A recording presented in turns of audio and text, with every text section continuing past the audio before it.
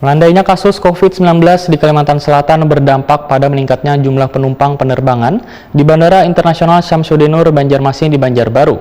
Jumlah penumpang meningkat sekitar 26% dari bulan November. Bahkan bandara sudah terlihat ramai sejak beberapa hari ini.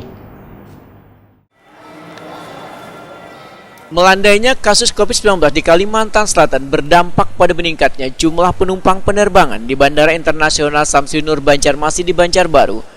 Stakeholder Relation Manager Bandara Internasional Syamsuddinur Banjarmasin, Ahmad Julpianur, Wetakuni Prima TV jelang tengah hari Kamis, 23 Desember 2021 mengatakan, menjelang Natal 2021-an Tahun Baru 2022, jumlah penumpang meningkat sekitar 26% dari bulan November. Bahkan bandara sudah terlihat ramai sejak beberapa hari ini.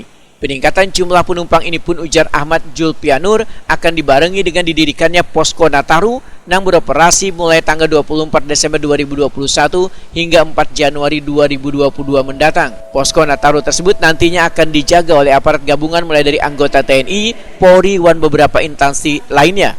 Menurut Ahmad Julpianur, penumpang yang datang maupun berangkat selain menggunakan aplikasi Peduli Lindungi, diingatkan pula tetap mematuhi protokol kesehatan sesuai dengan anjuran pemerintah, yaitu memakai masker dan mengatur jarak.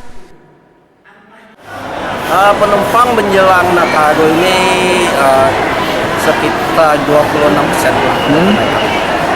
Kebanyakan dari sebelum Nataru, minggu depan. Kebanyakannya dari mana aja Pak penumpangnya? Kebanyakan ini dari Jakarta, Surabaya, masih dari Jawa lah, Pulau Jawa.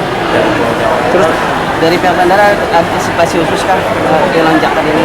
Kita telah membentuk posko Nataru dari sejak tanggal 24 sampai tanggal 4 Januari. terus saja Yang melibatkan stakeholder gabungan TNI, Polri, dan juga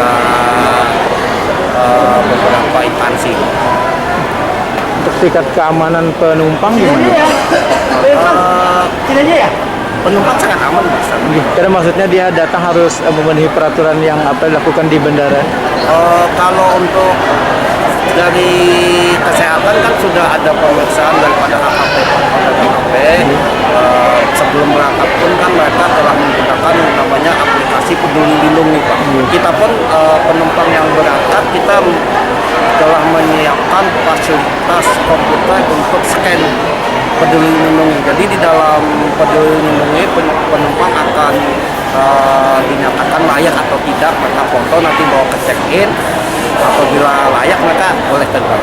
Berarti harus benar-benar mematuhi prokes Pak di Ya, sini. prokes.